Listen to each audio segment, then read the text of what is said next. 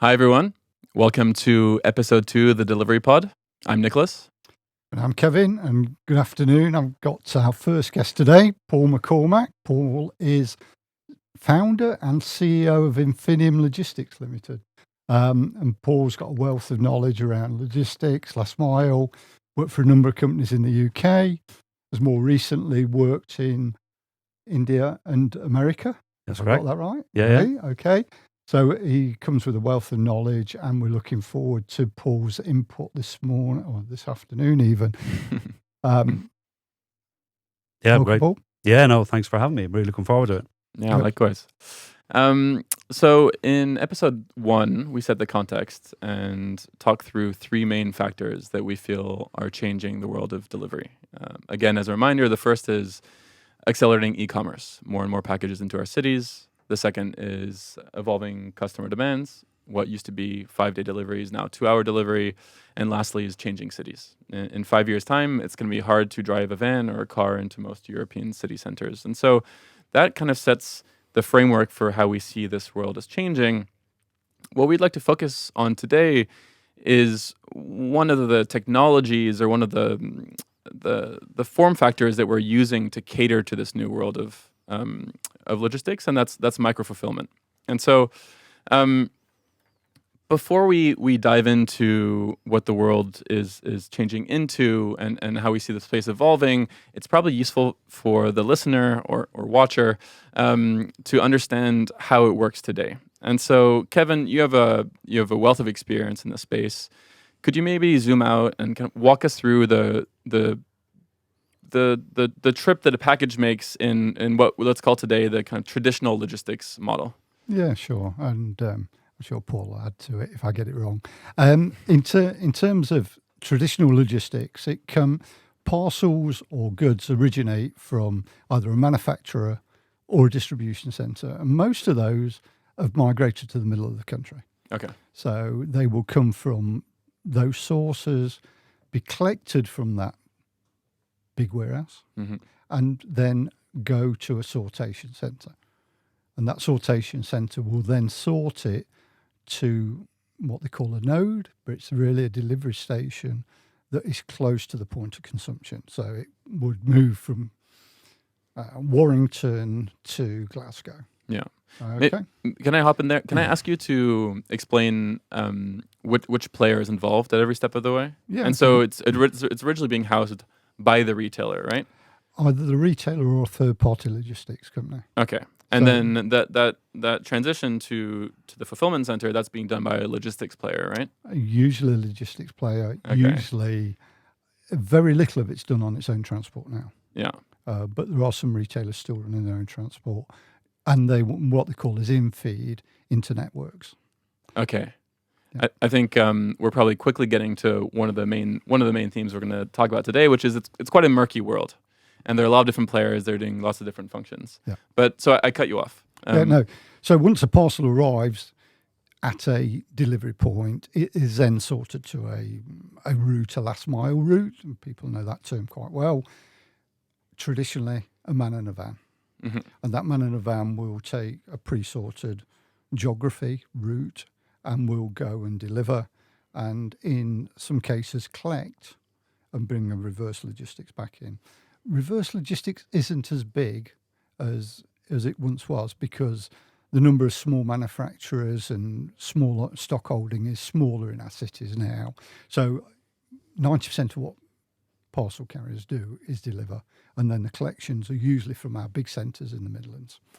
So that's traditionally how it's been built up. Retailers themselves get fulfilment on a regular basis, again from big warehouses or manufacturers into what they would term as regional distribution centres, and those regional distribution centres would call something called milk runs. Okay. A milk run being something that a guy goes off in a commercial vehicle, delivers to retailer 1, 2, 3, 4. Yeah. So by the end of the day, is delivered to all his retailers on his roll cages or his pallets, so larger vehicles, and then goes back to his local. And so the first example you gave is one where it's being delivered to individuals' homes. And so it's a truck, it's a van with 150 packages. It goes around, does delivery after delivery. in the second example you gave, that's to retailers, and so it's more of a stacked order. Maybe you're getting to 4 of those per day in your example. Okay. Paul, is there anything that Kevin's missing out on? I don't think so. That's a great explanation. I suppose the only thing I'd add to it is that there's a similarity between a lot of the large parcel carriers where they'll have, I suppose, their depots or delivery stations, whichever terminology you prefer, they'll be dotted around the country. They might have 60, 70, 80, but they typically sit on the outskirts of the city, which makes sense.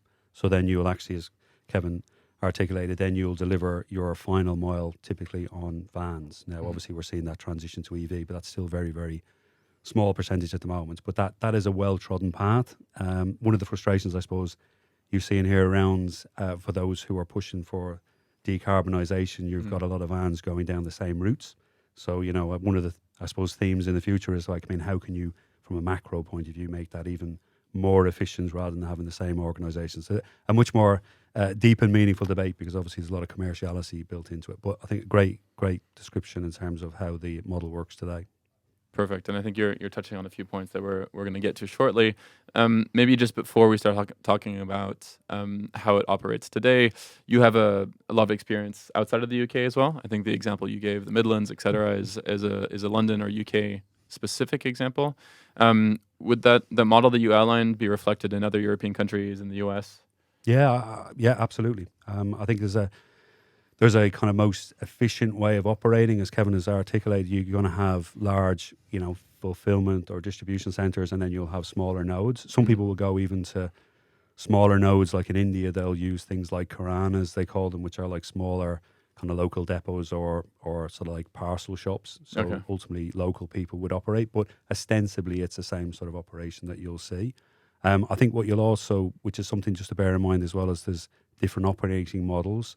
So you'll have different organisations using different employment models, which I think is also something to bear in mind, particularly looking at some of the operations in terms of the vans, the ownership, etc. Because I know we touched a little bit, Kevin, we chatted about, kind of working conditions and things like that, just to bear in mind. But anyway, that's probably another discussion as well. But to answer your question, I would say there's a lot of similarities between how the different countries operate. But I would say the speed of transition to alternatives is probably more pronounced in certain areas. Yeah, and I think it'll be interesting to drill down as to what are the elements that facilitate a transition, or those that kind of keep us to a traditional model.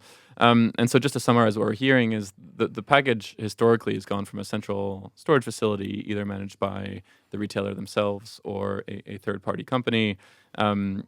It's then moved to a sortation facility on the outskirts of a city by a traditional logistics player, and then delivery is done from that sortation facility on the outskirts of the city. Driving into town, taking an hour, and then going out and doing all your drops and going back out in what you're calling milk runs. Yeah.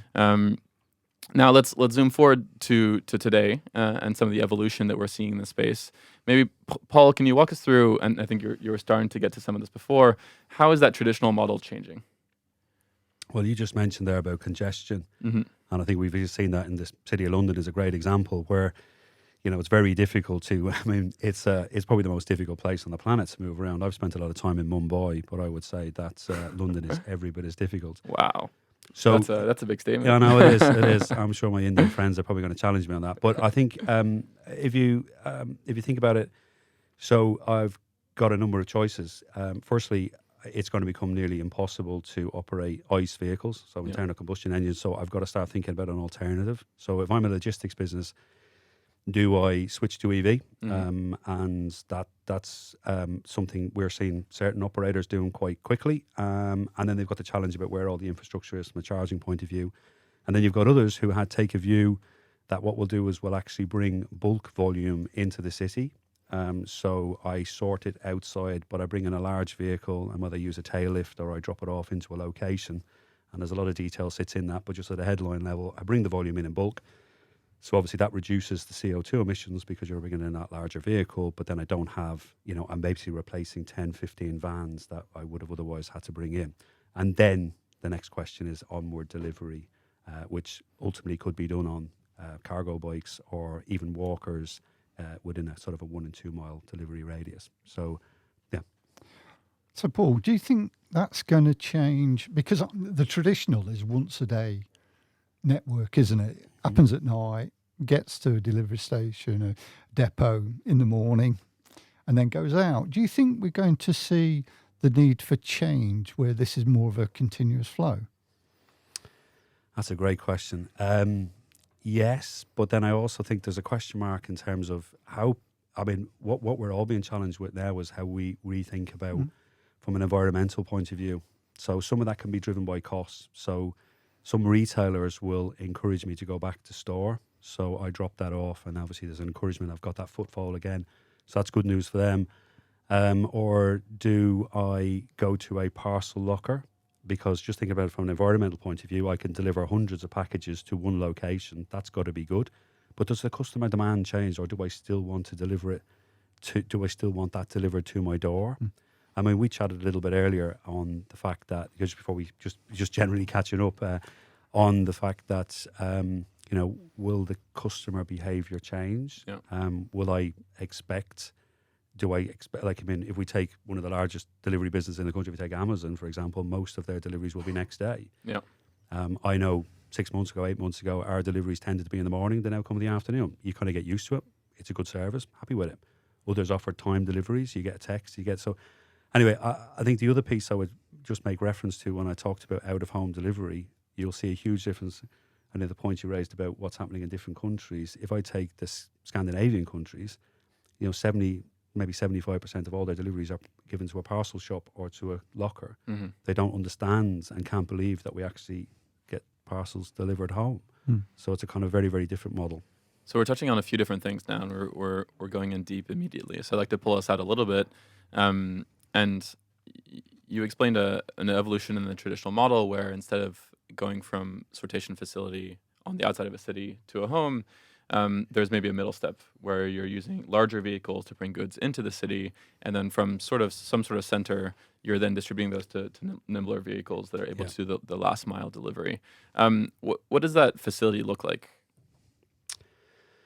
It's effectively a small warehouse, one might say, but it's not. I mean, we'll probably get into the different types of fulfillment facilities, but when I'm talking about that example whereby you're bringing in larger volume, I would assume it's going to be sorted in maybe cages or bags.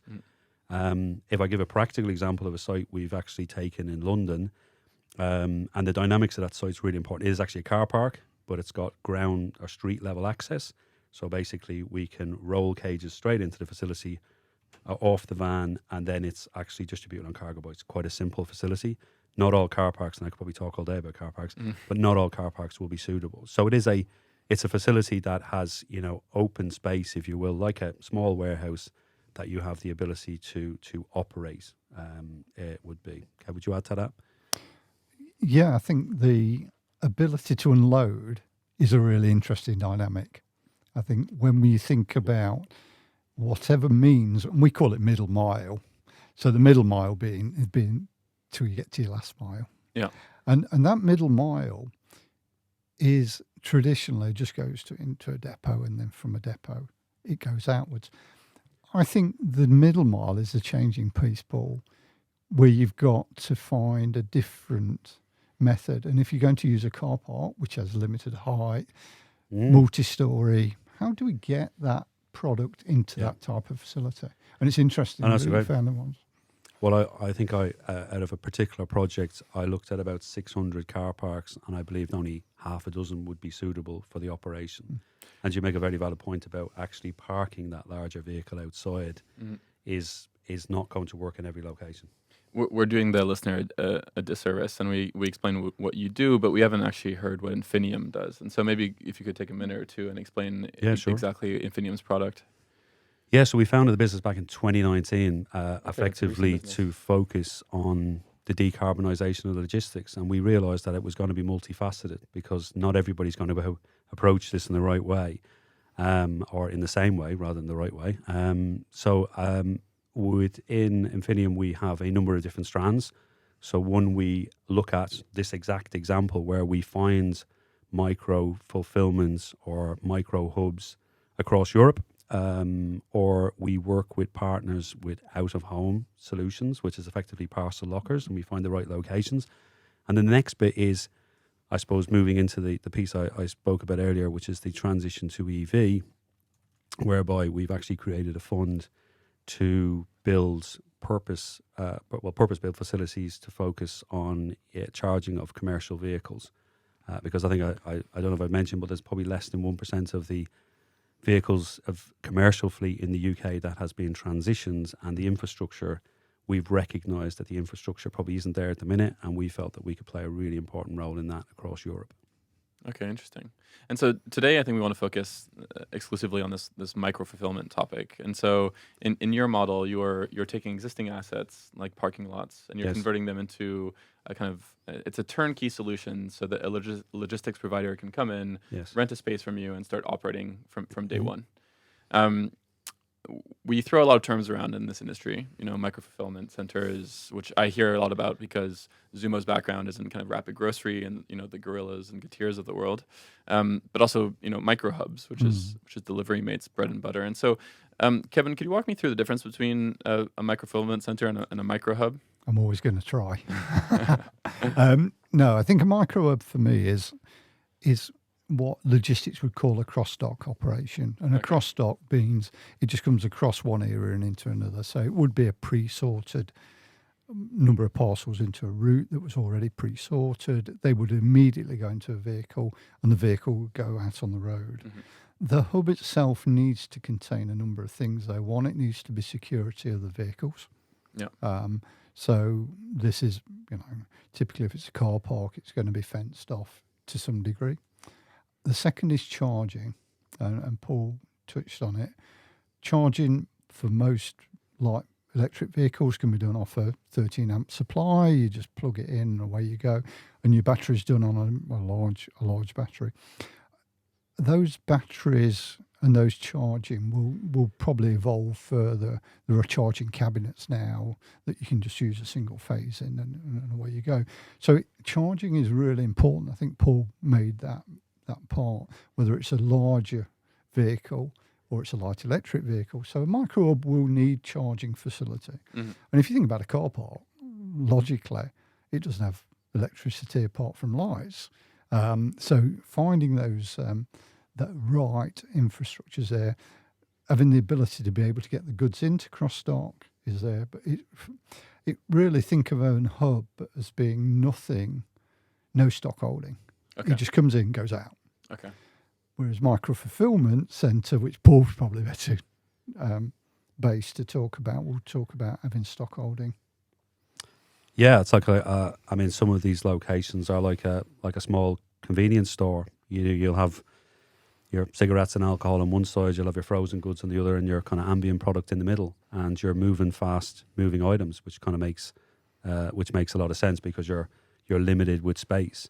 I think the bit that we've realised is that that isn't necessarily going to be attractive in all locations. So depending on, because you're talking about we're talking about repurposing existing locations, some will already have a particular asset class. They'll have particular restrictions already in place. Particularly if you're trying to convert a car park, it ostensibly is a car park. What we're talking about is very, very different. So, and then also bear in mind that operation, and there's probably two different classes I would call out: the micro-fulfillment, and then you've also got others that would be using that as a food location to actually to prepare food. Again, Like a that's dark kitchen. Dark kitchen, yeah, Okay. exactly. And then that has a slightly different dynamic. But if we just go back to the micro-fulfillment, you're talking about 3, 4, 5, 6,000 square feet maybe as a typical size. And and it's like a convenience store. I mean, to be fair, a lot of these organizations, these super fast delivery services, have been really good with the way that they've managed their drivers and tried to find waiting areas and try to make it as sort of appropriate as possible. Yeah. And I think I'd love to get to kind of public and government reaction to this shortly, but maybe just to summarize some of what we've said recently, it sounds like micro hubs are largely what we're calling a cross-docking operation. They don't inherently store anything. They are a site in which you can take goods from a large vehicle and distribute it to a more nimble vehicle. They're also a site that can store those vehicles and charge those vehicles. Now, if it's charging a van, you probably need to work on the infrastructure of that facility a little bit. to be able to charge such a large battery. If it's a cargo bike, it's the kind of thing you can plug into a wall, and so that's quite easy. And so it sounds like micro hubs are fairly simple operations. If you get to micro-fulfillment, it sounds like the big differentiator there is that you're actually storing some of the goods on site. Now, Yes. the example you gave is a convenience store, or what I think is commonly called these dark stores that rapid grocery players are utilizing. And lastly, one that I don't normally think about or include in this category, but it's the kind of the dark kitchens of the world, which is in itself a form of micro-fulfillment as well. Yeah. And so we're kind of breaking those down by what they're distributing, but also what they're doing in there. Now the dark stores have come with a fair bit of backlash in recent times. You know, the rate they've exploded across countries. I think we've heard of examples in Europe, like Amsterdam, where there's been a temporary ban on growth of dark stores. Is that something that you're nervous about? Yeah, well, I mean, I can speak from experience that we're finding getting planning permission to have not in every location, but certain locations, there's been a pushback. Some of this has already been preemptive, where residents have gone to their local councillor or MP or whatever and said, actually, I really do not want to have these facilities nearby. And you'd ask yourself, well, why?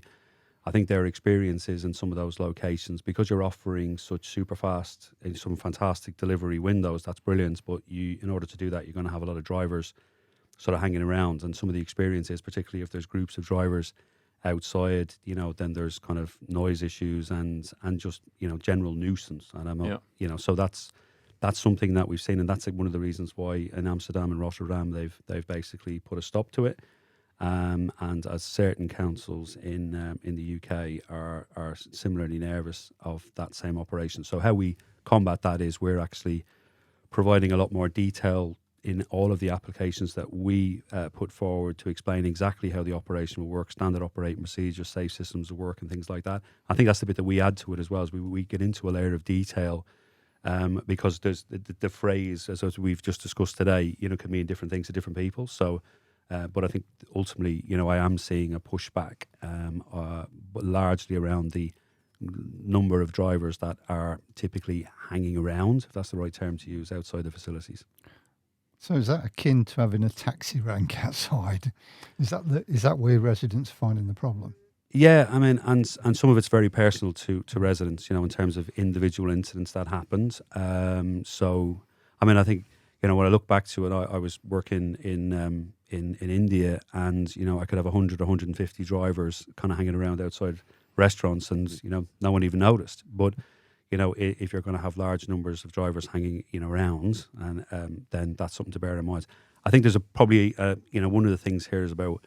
I read actually a report some time ago. I'm pretty sure it's a DHL report, better check that.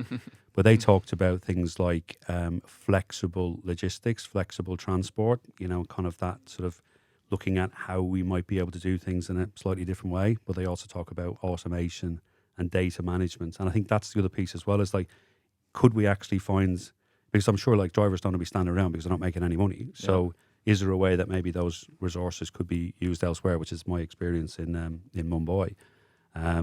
Just other point I wanted to go back to as well, just in terms of the overall fulfillment piece, there are other operations out there who are storing fast-moving items, not necessarily sort of ambient food related, but kind of products for. I've got an example of somebody I'm working who I know well, who's storing like coffee cups, coffee lids, coffee replenishing for lots of kiosks around the London area. Yeah. So the demand goes to their warehouses in Bermondsey, and then they're able to support right across the London area in a cargo bike. So it's so there's a slight variation on a theme there in terms of the type of fulfillment solution that is on offer. Yeah, I think whatever solution we come up with, though, has to cater with all the demands of inner cities. How do you get food to restaurants? And in itself is a challenge. I think micro-fulfillment centres for me, we all know about the fast ones, and they've come to market. But we're also getting retailers now becoming a fulfillment centre in their own right. Absolutely.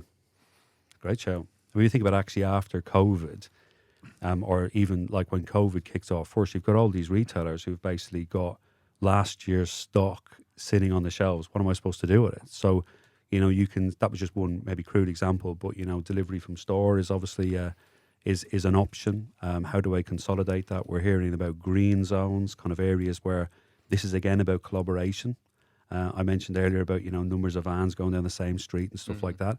There's a commercial angle to that, but if you're looking at this from a holistic point of view and an altruistic point of view, well, then how can you get people to work better together so you don't have several vans going down the same street, probably all empty, when maybe there's a consolidation to be done. And that's something I think we might see, further down the line. And I know of certain cities around the world that are starting to look at that in terms of builder locations and then try and consolidate rather than having lots and lots of different operators. That delivery from storefront is an element that's probably worth touching on. We're mostly focusing on parcels that are coming in from outside of the city through fulfillment centers to someone's home. This is all after it's been ordered, right? When in reality, stores are inherently stocking a lot of products on site, whether it's fashion or electronics or anything. And increasingly they're offering hour delivery. And so recently I was buying a shirt, and at the checkout I was able to choose whether I wanted it delivered in an hour. And that's something that's not possible in the traditional model. And that's a key need that's brought on by one of our three key pillars, which is this evolving demand from customers for speed. And it also highlights one of our initial points around how murky this space is. It's not a product that flows in one direction only. It's going out to storefronts, and then it's going to homes, and maybe it's returned. And so there's a lot of intra-city logistics, more and more intra-city logistics, as opposed to just kind of uniflow. And so I think it reminds me of, when Amazon first brought on 2-day delivery, it really shocked the world. But then a lot of businesses like Walmart that already had large footprints across the city were actually able to bring it on pretty quickly because they basically had fulfillment built out everywhere, whereas Amazon had to build it out for the first time. And so you're seeing players like Uniqlo in cities who are doing delivery from storefront in very, very fast times. One more point I wanted to make around the kind of noise element of microfulfillment is it feels like there's a kind of an education part of this. I think one of the big benefits of fulfilling something locally is you're mitigating the need for large delivery vans to come outside of cities. And so there's this bad, which is pollution and noise from large vans, which is mitigated by fulfillment centers, and people don't really make that connection. Do you think there's a way that we can kind of talk to people about the inherent benefits of this logistics model? Yeah, I do actually, but I think I'd even go back a step, which is, and some of the people I've been working with over the last year or so have been trying to define areas of the city right down to the curbside specifically. So what is acceptable, areas where you can park, large vehicles, it's all done, in a very coordinated fashion. But linked to that again is also about agreeing that this is a location that is actually okay to use for this type of activity. I think there's a recognition it has to happen somewhere, but I don't think there's a coordination. I think it's getting better, but I don't think there's a coordination across the 32 boroughs of London where actually, this is a good thing. I think once you start it, that's the thing with these, is once you get a workable solution in one area, then I think it will get better. So I think you're right. I think it probably is an educational piece as well. And I am seeing some more kind of acceptance of it, but you get into the real detail here. It's like who owns the location. In some locations you've got 5, 6, 7 landlords, and it's complicated. But as I said to you, we're trying to find a way that we can actually allay people's fears that actually this is going to be a properly run, well organized facility that actually is going to be to the greater good of the residents nearby. Yeah. Do you think part of that problem, and I know I'm just going to ask you because I know you came from an HR background, do you think part of that problem is the reputation the gig economy's built on itself? Wow. What a question to ask me. Yeah, I think that doesn't help. I think there is a suspicion about how our drivers being paid. And again, if you go back to where it starts from is if I'm running a delivery business, what guarantees have I got from some of the customers I work with? And then how much am I going to take a risk of, I'm going to secure 100 drivers, but I don't know whether I'm going to have the work for them. So I think that's there's a lot of detail sits around that. I'm seeing some organisations that are really in trouble at the moment because they decided to employ all of their staff, which is a very altruistic thing to do. But then, if you don't get the volume to come in as well, then that becomes a real risk. The only thing I would say, just, and I know it will come up in one of your future podcasts, but I think I'm seeing some really cool and innovative stuff, particularly around cargo bikes with advertising, which I think is a fantastic way of the delivery providers, like those businesses, small businesses, and ultimately the drivers, of actually getting some extra revenue. And I think that's actually a really cool thing that actually benefits lots of parties. So I see those type of things actually having a positive effect. But it's a great question, and I think there's a large percentage, I won't give a specific one, but there's a large percentage that are still using contractors for the reasons I've mentioned. Is because of how no one's getting a guaranteed 10-year contract anymore. That just doesn't exist. You're on much shorter terms, and as a result, I'm going to cut my cloth to measure. My final point would be, sorry, when you say you're on the rider is on shorter terms, the driver, or well, the rider might be on very flexible terms in that, if they're truly self-employed, then there'll be no mutuality of obligation. I'm not guaranteeing you any work because I'm not being guaranteed work, so I'm not going to guarantee it to you. Yeah. But actually, I think some of what we've been discussing today, in terms of, there's obviously, when I said drivers hanging around, if there's opportunity for them to work across a number of different suppliers, then I truly am self-employed, number one, and then number two, obviously I'm actually it's valuable to me, but it's also valuable to all the parties. So I think it's something we shouldn't lose sight of. I'm glad you raised it, Kevin, because I think it's a fundamental of the industry that we operate in, and I don't think it's necessarily it's noticed by a broader audience of how complex this can be. But as I said, I am excited about some of the things I see coming downstream, because I think it does actually offer kind of more opportunity to individual riders who are starting to choose this way of life, which is fantastic. Yeah. The other one that you mentioned was collaboration. And so collaboration in terms of the logistics industry has only been come about when there's acquisition. So fair point. I can't think of one, and I'm looking at you to tell me I'm wrong. I can't think of where two medium or large organisations have collaborated on something as fundamental as what needs to happen in our cities. I can't think of a. Well, I mean, I think there'll be specialist services maybe where, but I think the only thing I can think of maybe is when you look at the Highlands and Islands, or down on the south coast, where you will the same carriers will be used. So we all accept that maybe we're going to pass to another part. Maybe that's the thing. But I'm trying to think now of a real sort of handshake where you and I are going to work together. We're going to share and stuff like that. I mean, the technology's certainly there for sure. And if I give an example whereby, going back to my friend in the Bermondsey example, he's probably going to be thinking of when did I get my plug? But all of the carriers will drop off at his warehouse facility, just south of the river. Yeah. Every single one of them will go to the same location. He will then overlabel it, and then he'll drop off to set locations.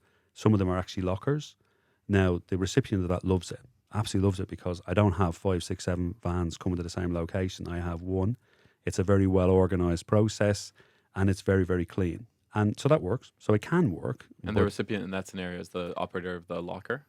Because they have one van coming. Well, yes, but it will actually be, if I give you the example, as one is a university, so and then the concierge doesn't get, overrun with parcels coming in. So and that's economically, it's just more efficient to aggregate 7 different. Absolutely. So the vans will go to the vans are still in London, but they're dropping off at a central location, and then that final mile, literally final mile, is being done on a cargo bike.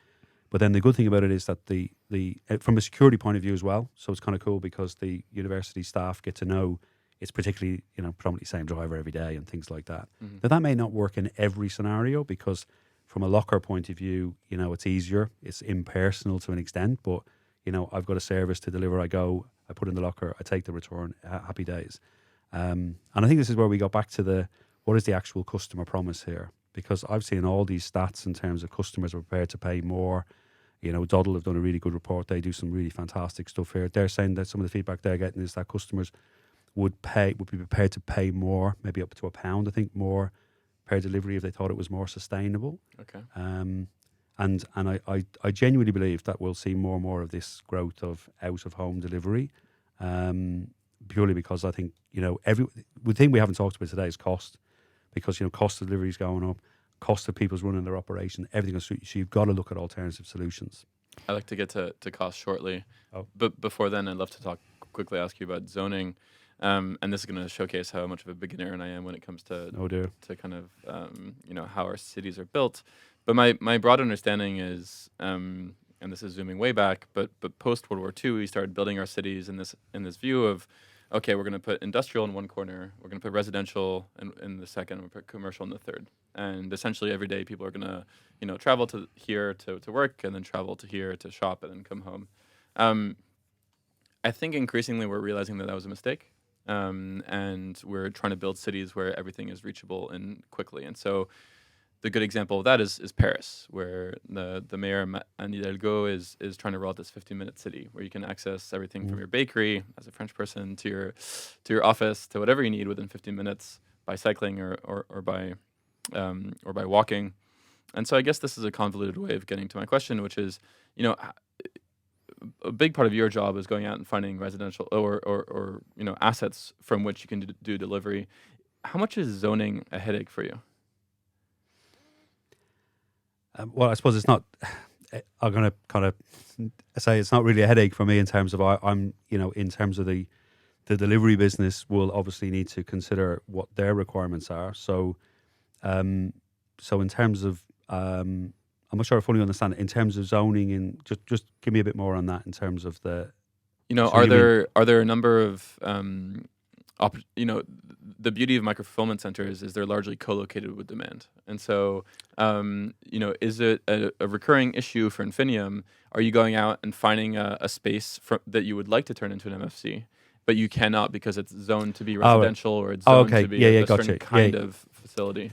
Yeah, well, I suppose what we're typically looking at is where we know the demand is. We're looking at right in the heart of the city centre. So some of our competitors might say would look at a much wider range. I'm not really that. I'm looking where the volume is. Now, obviously, we're seeing some city changes, particularly around office buildings and certainly post-COVID, we've seen a material change there. But because can you double click on that material change that you're seeing post-COVID? I mean, in terms of just we're seeing lots of. We've been offered quite a lot of retail property, but again, we end up in the same sort of. I don't really want something on the fourth floor. I want something really, ideally on the ground floor would be perfect. So yeah, we're just seeing that but also what the habits, and this is probably digressing into something else, but the habits of individuals has changed. I mean, I'm not a car parking expert, but just looking at what's happened is, people have, historically used to buy season tickets. Now, actually, I don't want a season ticket. I want a Monday, Wednesday, Friday, or Tuesdays and Thursdays. I don't want to be in every day. But it's the same in office blocks. We you just have to walk around. It's the same in New York. I've seen that recently. Just the demand is for actual office building is under challenge. But to answer your question, so I'm very focused on finding where I believe to be the right locations. We've done a lot of analysis in terms of where's the best. Yeah. So what we're, because if I ask somebody to the open question, where would you like a hub? I might not like, it typically can be very, very niche to them.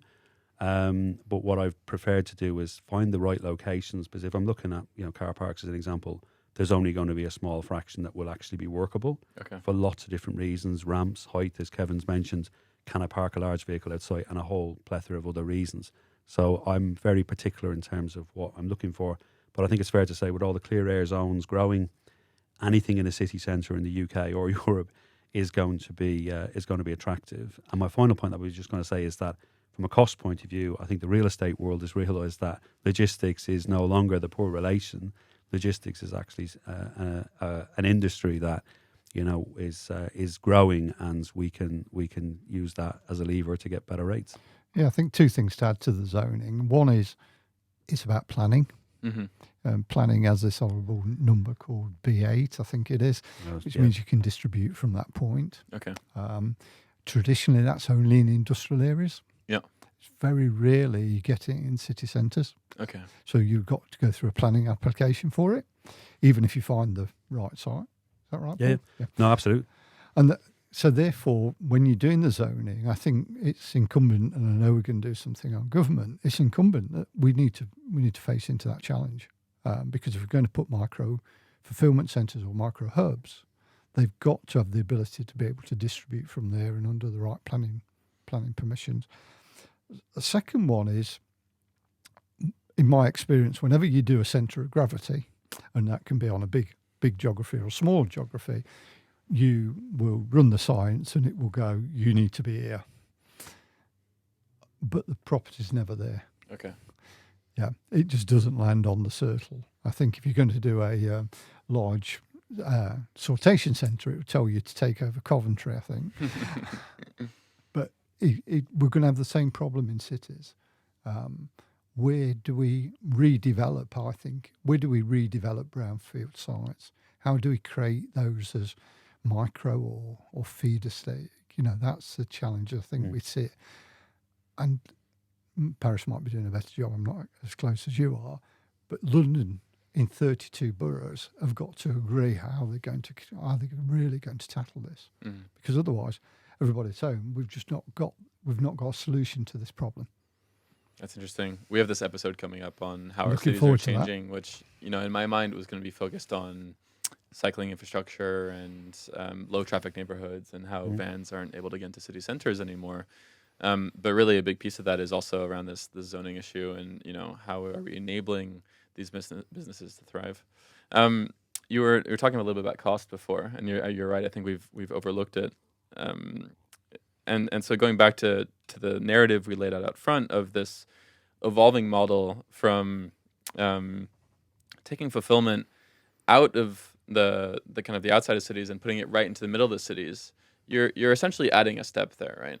There was no cross-docking exercise before, and so we're adding one step to the process, which ignoring everything else would in theory add costs because you need people to operate those micro hubs. You need to rent out those micro hubs.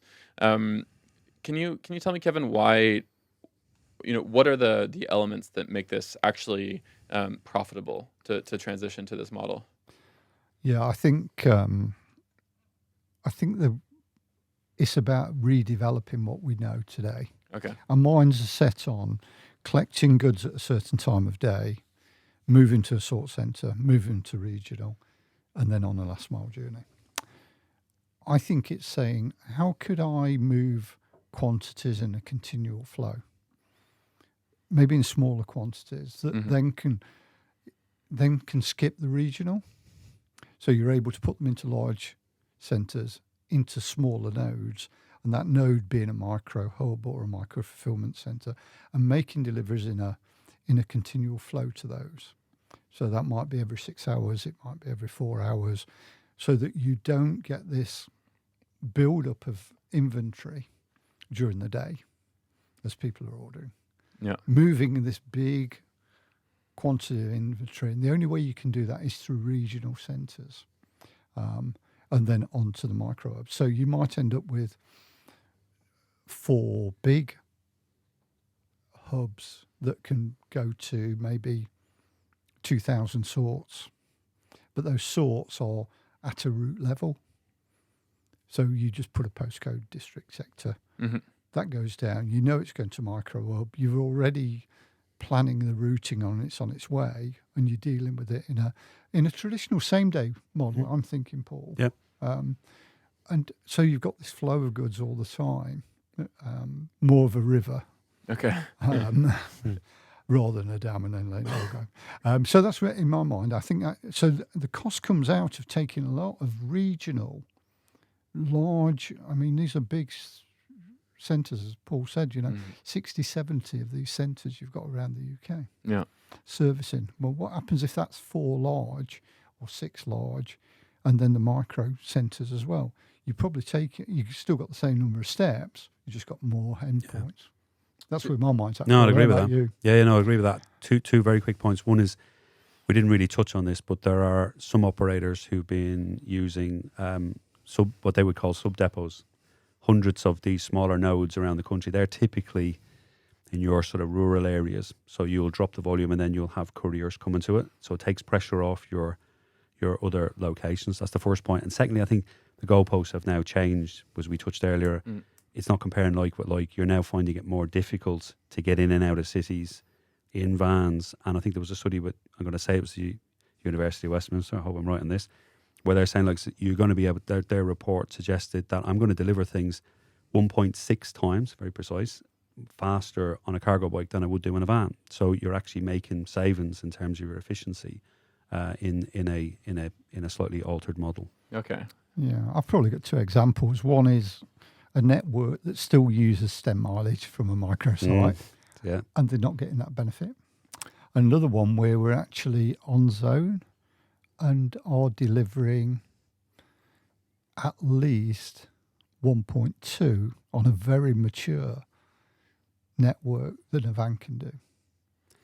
I think you two are now nerding out a little bit about the industry. What's you said stem miles? Stem miles, yeah. What's Somebody this? asked me what stem miles was the other day, And stem miles is born from a flower. Okay. So a flower has a long stem and a flower at the top. And the flower at the top is your delivery zone. Okay. And your stem is where you go to the zone and back from the zone. Okay, I like that analogy a lot. And so, okay, I asked about costs, and you said microfulfillment at the end takes some of the strain off sortation and facility upstream. And so there's a potential cost decrease around there. And then, Paul, you're pointing out that microfulfillment enables the use of more efficient vehicles. Like a cargo bike, you're saying can deliver 1.6 times the amount a van can, and therefore that probably decreases labor and vehicle costs. Cargo bikes is something we'll talk about a lot in the next episode. And so those are two cost decreasing ways of thinking about why it makes sense to do this economically. Are there also kind of revenue generating ways of doing this? You know, given the fact that we're delivering faster, given the fact that we're delivering more specifically to a specific window, and given the fact that it's often more traceable, like we talked about in the first episode, are those things that we can now charge for? I think there are. Yeah. I think the first thing we need to tackle is delivery's not free. Yeah. You know, we build it into our price of products. And therefore, then it's always the element of our delivery is under cost pressure, or has been traditionally. So therefore, getting a consumer to think about there is a delivery cost, even if it's free, is an education thing we need to try out. The other thing then is, what would happen if the big centre in Coventry was shipping on a continual basis? Well, you could order at 7 o'clock this morning and get delivery this afternoon. And you could order at midday and get it this evening. So there is this ability to be able to deliver faster, and therefore would that carry a premium? Mm-hmm. If you ask for it today, you would normally pay something at checkout to get something same day. And that cost is often borne by the retailer, right? I feel often when I shop these days, it is quote unquote free shipping. We know shipping's never free. And so that's a cost that the retailer is willing to take on themselves to promote more shopping, right? Yeah, and I suppose they offset it by they've not got the real estate costs of a traditional retail with all the labour costs and energy costs and everything else. Great. Well, listen, we've been talking about this space very optimistically and positively. Let's be realistic here. And what are some of the key blockages to using microfulfillment centers or micro hubs? What's limiting their rollout? Wow. Well, you touched on one earlier. I think it will involve, even though I think there's benefits, it will involve changes to the operation. So your standard operation's got to change. Kevin's already touched on it. You've mentioned it as well. I didn't really kind of recognise the zoning kind of term, but in terms of planning applications, and I think there is a role that the boroughs, not just in London but around the country, I think can play in this, in trying to make that easier to allow this type of operation because it's for the greater good. So I think they would be the areas. I think it's still a relatively new asset class. I know we're going to touch on cargo bikes next time, but these kind of come hand in hand, because otherwise why would you wouldn't run ICE vehicles it would be pointless. So it has to be electric vehicles, but then where do you store them, where do you charge them? So you're you're nearly kind of answering your own question by going to cargo bikes, but they're unregistered. They're different types and shapes and sizes. There's no real sort of management process around it. So I think that, I know that is another session, but I think it's one that is a very important part of it. I do think it needs a level of regulation, whether it's permitting, and also that people are working to the right standards, working conditions for the riders, et cetera, et cetera. So yeah, they would be the big things to me. I think a change of operational process, which doesn't suit every organization. They will look at it and they'll look at the costs and say, actually, based on the volume that we have, it doesn't really work for us. There's some very, very large players who've got a lot of volume that they control themselves. They might have a different view. These are also large players who, are not the most nimble companies out there. They've often been around for a number of decades. They're set in their ways, and trying to tell them, hey, you need to change the way you do this. You need to change your vehicles is a difficult battle, I'm sure. Yeah, and yeah, there's a large operation sits behind it. There's a lot of technology needs to be added into it. Some organizations are very nimble, great word to in that sense. And then it's all of the planning and stuff. So you can get everybody really fired up for it, and then you run into an issue of, well, actually, where is the perfect location? I mean, I worked on a project in a particular city, won't mention it, but suffice to say, we looked at a collaboration where it was a new build, so kind of a brand new facility. It was going to be, thousands of new apartments, and the idea was to actually build a delivery hub underneath it. So actually, it became like a little ecosystem where all the volume would go into that, and it would be sorted like a little delivery station, and then it would get dropped off either into lockers in the facilities, or it would get delivered, but there would be a slight cost to it as part of your service charge, where you could deliver it to your door. And just that one example would just make you think, actually, you know what, as you mentioned it earlier about, maybe cities, maybe if you started again, you might do it slightly differently. I think this would be an example of a case where you would. Great. Yeah. Kevin, barriers to rolling out micro hubs? I think there's lots of skeptics. Yeah. I think the skeptics out there, retailers, they've got retail outlets, but they've also got an e-commerce platform. How do those two come together? I think Paul makes a really good point. There is no dominant EV, light electric vehicle solution here. I think some of the OEMs are starting to look at it now seriously. Early adopters are being penalised because of price. Okay. So if you're an early adopter in this field, your operating costs are much, much higher than you need to be. Mm-hmm. So why do it? Why bother? Why don't we wait till it comes? Well, I think that skepticism is probably the thing that's holding it back. Great. And we can grill our guest next episode on this. I'm sure. The only thing I would add to that, which I think is a potential upside, is getting closer to the actual energy transition, because it's like everything else. It's about how do you sustain your own business, how do you store it, and how then obviously can you kind of build your business around that. So I think there's a lot of really good stuff coming out of this now, where you are starting to kind of think longer term. So certainly something that we've been starting to look at is how do we not only get access to energy, but then how do we manage that? So times of night that you might charge at, and that's the other thing as well. I think we touched a little bit of when I look at, say, car parks generally, unless it's near a hospital or a transit point, they're pretty much empty at night time. So is there a way that could be worked out, and you could store vehicles there? So there's all of those. I think there's a lot of really cool things that can be done, and I would say it's probably one of the most exciting times I can remember in logistics. So these are cool and really great challenges to have. Yeah. This is the most disruptive I can remember in the logistics industry in all my time. Isn't that exciting? It is exciting. It is. Well, folks, is there anything else, or should we start wrapping up? Let's wrap. Great. Yeah, I think it's good. That was great. I think today we talked about how the logistics industry worked historically and how it's evolving today, notably around urban fulfillment in cities, its benefits, its drawbacks, its risks. Paul, huge thank you for coming on the show. Thanks You have a wide breadth of knowledge, and I'm sure we could talk about this for a few more hours if I didn't try to hold you back. Next episode, we're going to focus on something that we've brought up a few times today, which is more cargo bikes. So it's the next step. A parcel comes into an MFC, and a big part of the reason that we have MFCs is to transfer that onto cargo bikes. And so we'll talk about early adopters and costs and all those good things. We'll have a guest on from the industry.